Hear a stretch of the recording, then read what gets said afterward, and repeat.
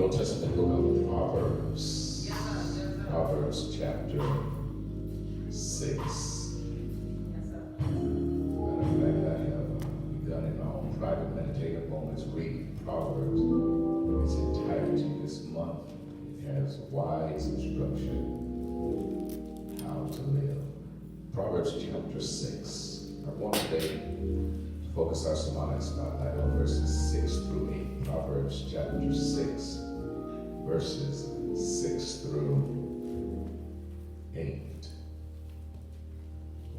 All those notes in the question to the right, and they're not even on screen. All right. Proverbs chapter 6, verses 6 through 8. I'm going to read it in your hearing from the New International Version of the Bible. Proverbs chapter 6, beginning with verse number 6. The text says, "Go to the ant, you sluggard, and consider its ways and be wise. Yeah. The ant has no commander, no overseer or ruler, yet it stores its provisions in summer and gathers its food at harvest." I want to take this text and just talk today from the subject, act like an ant. Yes, sir. Act like an ant. Go to the ant, consider its ways and be wise. It has no commander, no overseer or ruler, yet it stores its provisions in the summer, gathers its food at harvest. All of us need to be strengthened by our past, active in the present, and concerned about our future. There are no repeat performances, no do-overs. This life is our one and only opportunity here on planet Earth. The faith that we possess is not to be passive, but it is to be proactive. Understand that together we are participants in this wonderful journey with God, and our future is the result of seeds that we are planting today. Tomorrow we reap the fruit of today's work. So that, Phyllis, if you see someone with a harvest today, it is because they planted yesterday. In the same way, if you have no harvest today, it is because either you ate all your seed or you failed to plant yesterday. Because when it comes to the future, there are basically three kinds of people. There are those who let it happen, those who make it happen, and those who wonder what happened. All of us spend our moments either preparing or repairing. Preparation is about trying to maximize our tomorrow, while repairing is about trying to fix what happened yesterday. Creating a positive, faith-filled future depends on at least three continuous activities. If you want to have a positive, faith-filled future, it requires three things. It requires purposeful alignment. When your car is out of alignment, it pulls to the side, it wears out the tires and the other parts prematurely. When your body is out of alignment, your breathing is obstructed and your joints begin to ache. And likewise, when our life is out of alignment with the will and the word and the way of God, our energy is depleted, our spirit is defeated, and our success will ultimately be depleted. So we are to align ourselves with God's purpose, and the moment that we do, we begin to live in God's promise and know God's provisions. So the first thing that it requires is purposeful alignment. But then secondly, Janine, there must also be strategic engagement. That if you and I want success tomorrow, we must act strategically today. And so now is a good time to ask yourself, what strategic actions, not wishes, not hopes, not dreams or thoughts, but what strategic actions must I perform in order to move forward in the promise of God's future for my life? It takes purposeful alignment. It takes strategic action. But then there's a third element. It requires faith-focused future perspective. That creating a positive and powerful future requires that we maintain a faith future-focused perspective on a daily basis. Jesus, who of course was incredibly focused on what he wanted to happen in the future, and that's why we are here today. That's why we are recipients of salvation. That is why we are participants in the grace of God. That is why we are members in the body of Christ. And the same omnipotent power that was present in Jesus is present in you and I. Because after having trusted in God, God's Spirit is now resident and available in our life. And that's really still the point of the passage and the meaning of this message, to begin to get us to believe and behave in the present so that we might have and harvest in the future the life, the love, the blessing, the joy, the peace, the favor that God desires for us. And in this text that we tagged to teach today, the wisdom writer tells us to go to the ant and consider its ways in order to be wise. The instruction is to act like an ant. And that begs the question, well then, how do ants act? First of all, ants plan. Let the church say plan. One writer said that if you fail to plan, then you plan to fail. That to perform with efficiency and effectiveness, there must be a plan. I don't know how many of you have ever seen an anthill before, but at first glance, all you see is a lot of activity, ants running around everywhere, but there is a plan. The critical question you want to raise is this: are my activities connected to a plan? Are they connected to a clear, concise, concrete vision of the future? As believers, as families, as a church, we are to act like ants. The energy we exert, the effort we expend, the objectives we target have to be concretely connected to a plan for the future. The ant is teaching us the importance of knowing and working for what you want. One writer said, all great achievements start with great desire. Paraphrase, that means that you've got to know what you want, because those who aim at nothing usually hit it right on the head. Let me ask you, do you know what you want? People say, I want a good job. Well, that's good, but which one? I want a new house. That's good, but where? I want to get married. Good, but to whom? You need to know what you want. The ant does. The ant wants food, so the ant dreams about food. The ant gathers food. The ant works for food. People who don't know precisely what they want are greatly disadvantaged. Act like an ant. The text says, pay attention and observe. One of the keys to your future success are the observations that you are making today. Let me say it differently. To what or to whom are you giving the gift of your attention? Because you do realize that your attention is a gift, and it's not to be given to everything and everybody.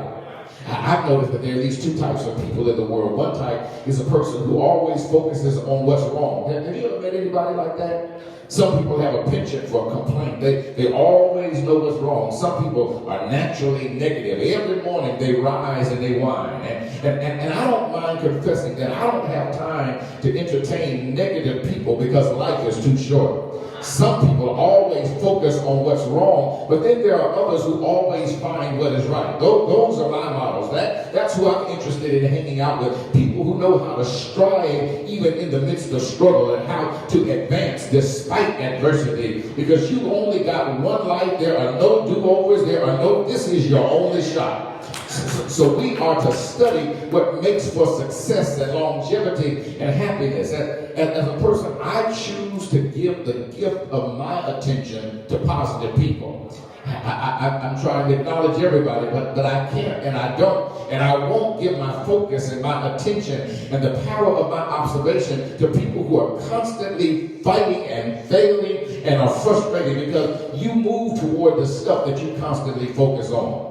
I don't know about you, but I want to make my life count. To whom or to what are you giving your attention to? And this is important because, Phyllis, over time, you will not only move towards whatever it is you focus on, but you will also become what you model.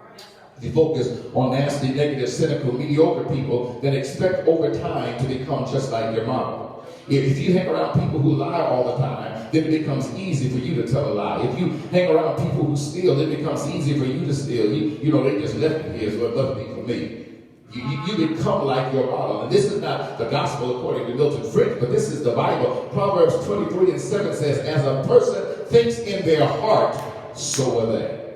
We move towards and we become like what we focus on.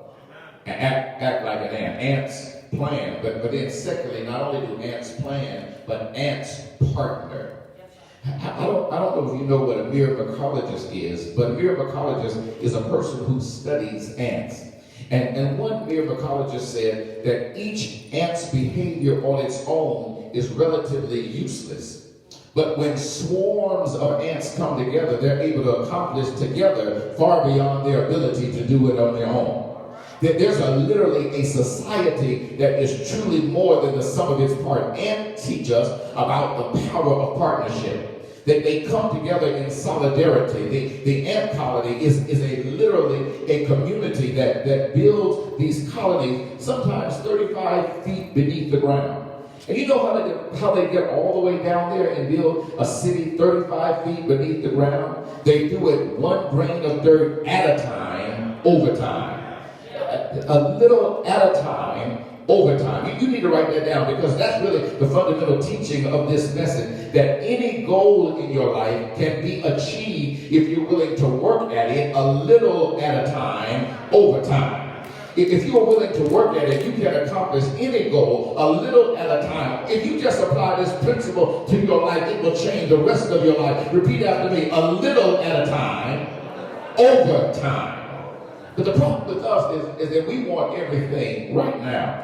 Because we want it all now, we usually don't end up getting any of it at any point. Because when you insist on all or nothing, you usually end up with nothing. Ants know how to partner. You seldom see one ant by itself. Usually when you see one ant, there are thousands more hanging around in the neighborhood. And likewise, you and I are partners in the purposes of God. And we've got to pull together or we will pull apart. Partnership requires solidarity. That's oneness. And ants share their food, their facilities. They even look after each other's young. A lot of people talk about what they're going to do someday, but the real question is, what are you going to do today? Partnership is built on solidarity, on sharing and support. To take a look at the anthill, you won't see any ants just standing around doing nothing. Every ant has a job. Nobody has to tell them or push them in order to get it done. What if the church was like that? Many of us would lose our jobs if we worked there, become like we work for the Lord. God deserves our best. You've got to act like an ant. Ants work together in harmony, and each ant keeps so busy doing what they're supposed to do, they don't have time to whine, complain, or to cry about what another ant is or is not doing. The Bible says this plainly before us. In Ecclesiastes 9 and 10, it says, whatsoever your hand finds to do that with all your might. Act like an ant. The ant gives its life for something that is bigger than its lifetime. You got to have a vision that's bigger than your venue. You got to have a revelation that's larger than your situation. The average worker ant is only going to live 45 to 60 days. But the life of the colony lasts about 15 years. And so the ant gives its life for a project that is more than 15 times its lifespan. Likewise, only people who are sold out to a compelling dream will be able to accomplish great things in this life. This pandemic has shifted my priorities and my goals. I'm trying to live for something beyond myself. Ants are diligent, and likewise, successful people work even when it's hard and do not quit when things get difficult. And that's easy to do when you know down in your heart that despite what is happening to you and what is happening around you, that God is making something special out of your life. Has anybody ever heard of a franchise called Build-A-Bear? When my kids, Joyce, were younger, they loved Build-A-Bear. It's a franchise where you go in and literally you build your own teddy bear. If you've ever been to a Build-A-Bear, one thing you know is that each bear is uniquely and particularly constructed. They've got a process. When you go in to Build-A-Bear, the first thing you've got to do is you've got to choose the shell of the teddy bear. You've got to choose how it's going to look on the outside. Second step is you got to decide on the heart that goes into the bear, whether it's going to be a big heart, a small heart, a simple or ornate, fragrant or not. Then the third thing you got to do is in your own voice, you got to record a message that they put down on the inside of the bear. Fourth thing, you got to decide on the stuffing in your bear. You got to decide how hard or how soft you want the bear to be. Then they sew the bear up. Then you go to the clothing section and you pick out clothes. And Sharon, the exciting thing is this, that even if somebody else picks the same clothes for their bear as you do for your bear is still unique because only one person gets to name their teddy bear what you name yours. There's never another one that has your name. And I want you to know today that God is in the business of building people. The way you look, your shell, the outside, that's on purpose. Let me tell you, if this wasn't a pandemic, I'd tell you to look at your neighbor and say, I look like this on purpose. That God chose my shell, that God chose my heart, and then God put a message down on the inside of me in his own voice so that I won't give out, give up, or give in. And while others may imitate me, they can never duplicate me because I've got a name that belongs to me. I am uncommon, unique, I'm particular, extraordinary. You are one of a kind. I just think about 3 or 4 people that felt that word, to tap yourself and say, the world has never seen anything like me before. That's why you shouldn't waste your time trying to be like somebody else. You ought to just do who God has created you to do. Stop trying to be like everybody else. Stop trying to make me over in your image. Stop trying to tell me what you would do if you were me. I'm not you. I've got to do what God has created me to do. That God has made each of us unique. Ants plan. Ants partner. Thirdly, ants perform. The ant has no commander, no supervisor, no overseer, no ruler. And yet, the ant gets the job done. You ought to decide that from this day forward, I'm going to get it done. That means that despite the pandemic, despite layoffs, despite what's going on in the world, I'm going to get it done. No excuses, no procrastination. I am going to get it done. Because remember, your strategic actions today determine your harvest tomorrow. Ants perform. They got a queen, but other than the queen, there is no visible command structure. And yet, these tiny insects perform in partnership and are able to accomplish much. Remember the teaching point. They do it one grain of dirt at a time, over time. Little at a time, over time. There's no visible chain of command because ants require minimal supervision. Now I'm going to upset somebody right through here. But if you're going to live the best life that you can live, you've got to learn how to start yourself. You got to learn how to motivate yourself. You got to learn how to get yourself up in the morning. You got to learn how to get yourself to do what you know you are capable of doing without anybody else having to drag you in order to get you to do it.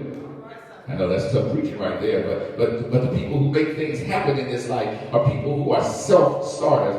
They think about solutions and not just the problems. They recognize challenges before they become emergencies. They got the courage to overcome an average. They don't just tell it like it is, but they make it like it should be. And what I'm talking about is learning how to work with what you got. Is there anybody here who's determined that I'm going to work with what I got? There's no need to be talking about what I wish I had. No need to be talking about what I lost. No need to be looking at what somebody else had, but I'm going to work with what I've got. I'm going to start where I am and do what I can. Those are the people that achieve in life, who take charge of their time, their energy, their responsibility, and their resources. And if you're going to succeed, you must also take charge of your trouble, your problems, your storms, and your crises, because all of those are a part of life as well.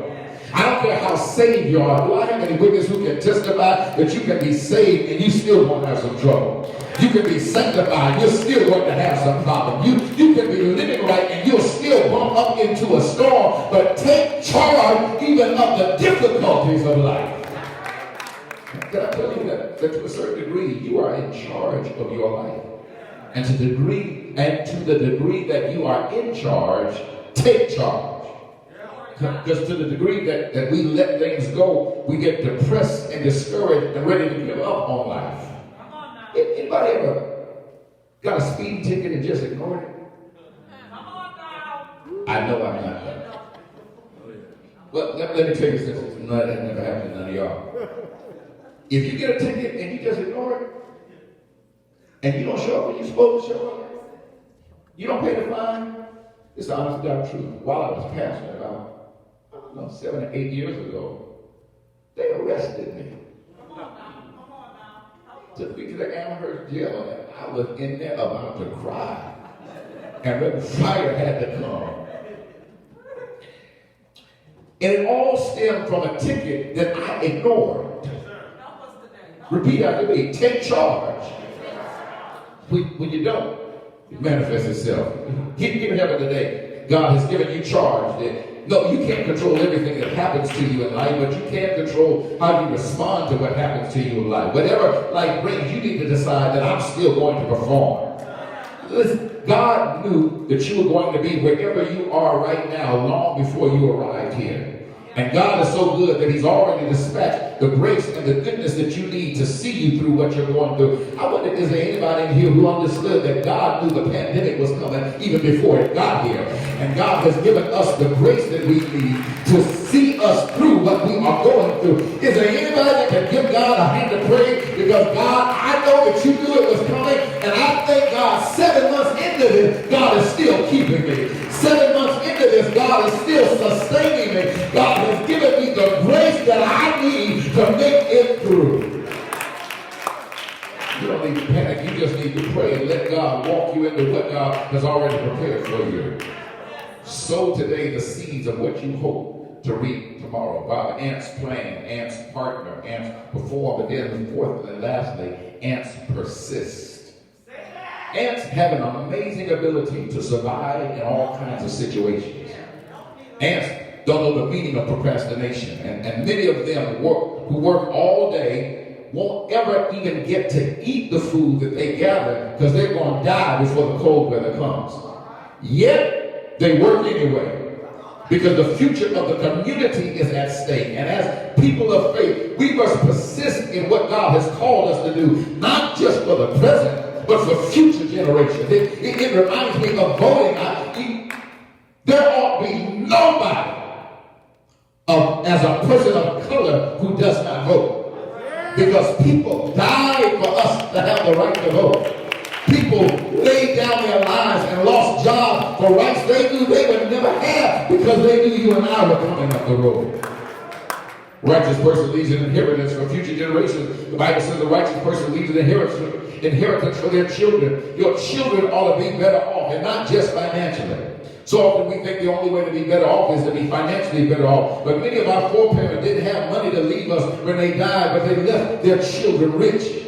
I hear you asking, how could they leave their children no money and still leave them rich? Because they taught them how to love God. They taught them how to love themselves. They taught them a set of values. They taught them how to work hard. They taught them how to persevere. They taught them that if their mind could conceive it and their heart could believe it, then they could achieve it. And if you trust in God, I'm a living witness, the Lord will see you through. Ants persist. And so let me ask you, are you preparing for the future? Not just for the short term, but for the long term. Are you prepared for that day when you've got to transition from time into eternity and you've got to stand in the presence of your God? Has God told you to do something and you've been procrastinating about doing it? Well, I came by to tell you that they do it right now. Ants persist. They adapt no matter what the circumstance is that they're in. Ants are extremely resilient. Have you ever noticed how quickly they recover when you destroy their anthill?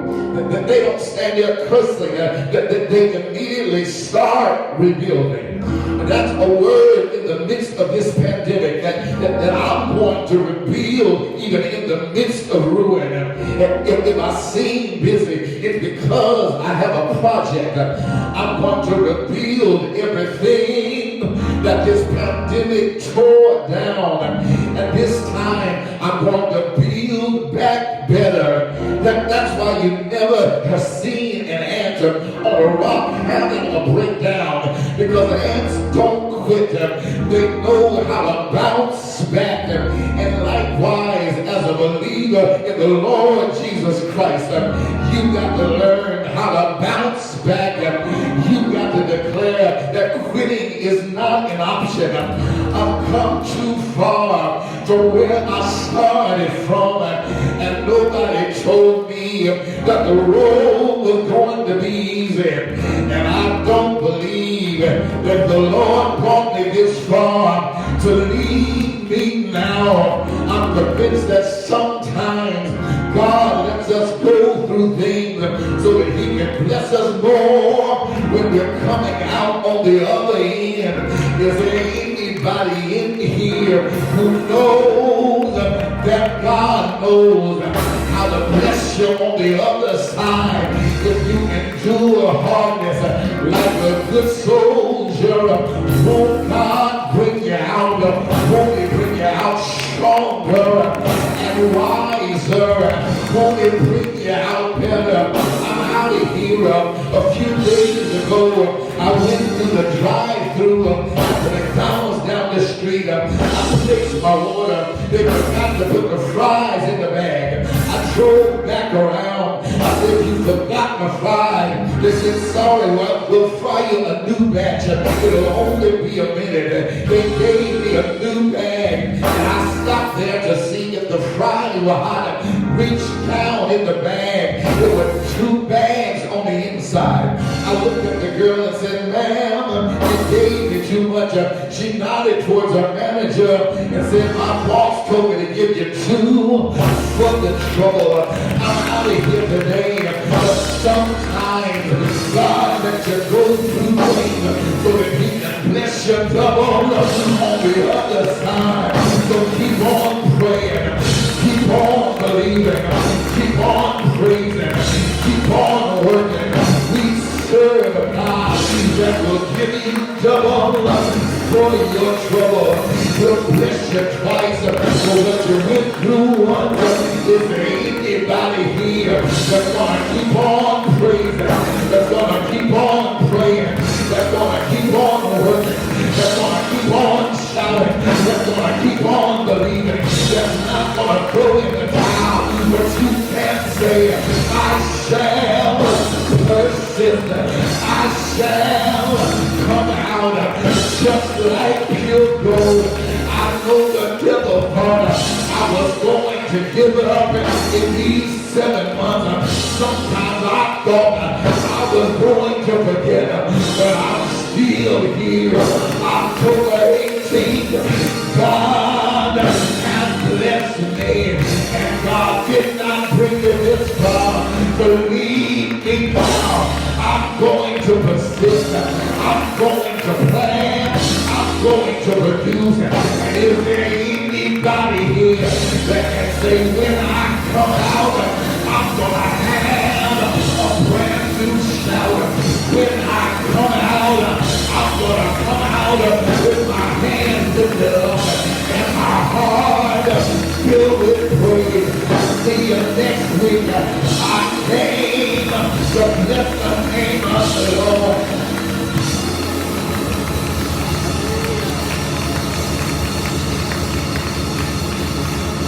Lord, God has been praised for what God has taken you through and taking you to observe the end. Who plans, who partners, who produces, who persists. Hallelujah, hallelujah, hallelujah. Just take a moment. Think about how far God has brought you. Is there anybody here who, like me, is kind of shocked that you are as well as you are right now?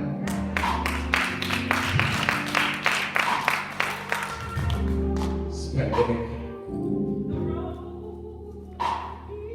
have been something else. But in activity, people that gain weight. I ain't looking at nobody, I'm just saying. It has the immobility, the inability to go out has caused people to have aches and pains in places that they did not have in February. Who is saved but can testify truthfully? This can do a number on you mentally, number on you emotionally.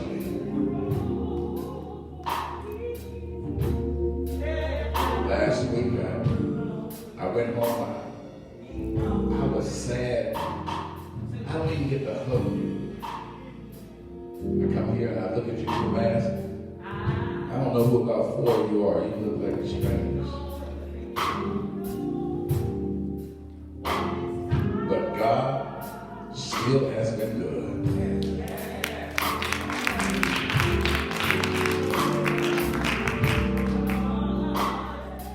God has kept us and is keeping us. So I determined that instead of whining and complaining, being depressed and being sad, sullen, I'm going to get up and I'm going to make plans. Here's about our eyes are closed. Don't give up. Don't think it's over. But make plans for the future.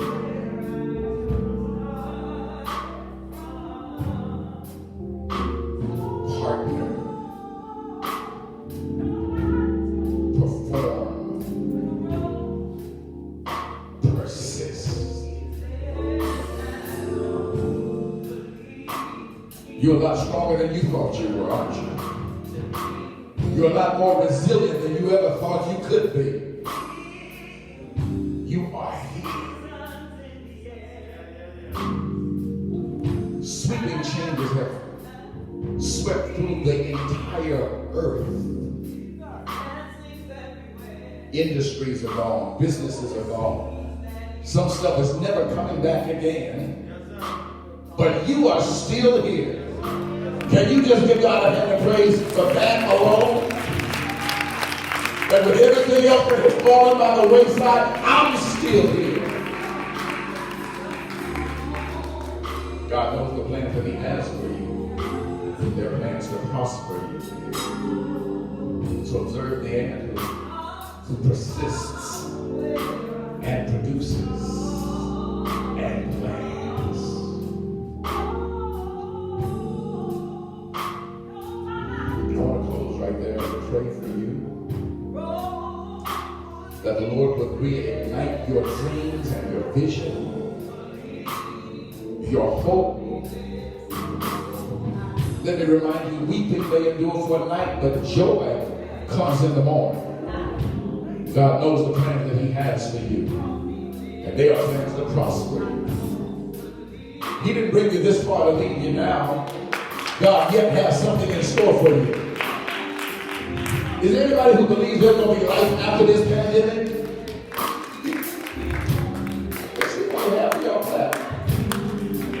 The great probability is that this is not going to be the end of the world. Life is going to still exist after this. And I wonder if there's anybody who wants to be alive for when life turns around. Who wants to be alive for when stuff opens up again. Who wants to still have some hope and some joy and some persistence that I'm going to make it through to the other side. God didn't bring me this far to leave me. Come on, can you just repeat that? God didn't bring me this far to leave me. He yet has some stuff in store for me. The sun will shine again.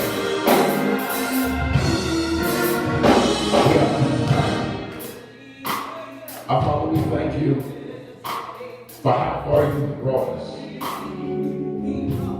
Thank you that you yet have plans for us, a future and a hope.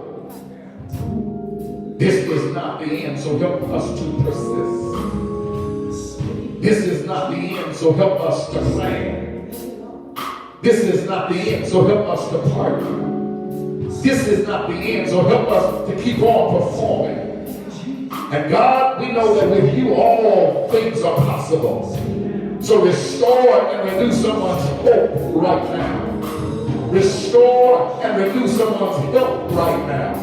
Give them strength that on the other side, they'll be double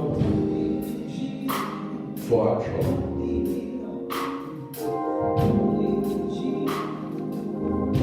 Reignite their friends and their plans. Help us to persist. To perform. In the name of Jesus, the Christ, we pray. The people of God, let it in. Can you give the Lord one more hand of praise?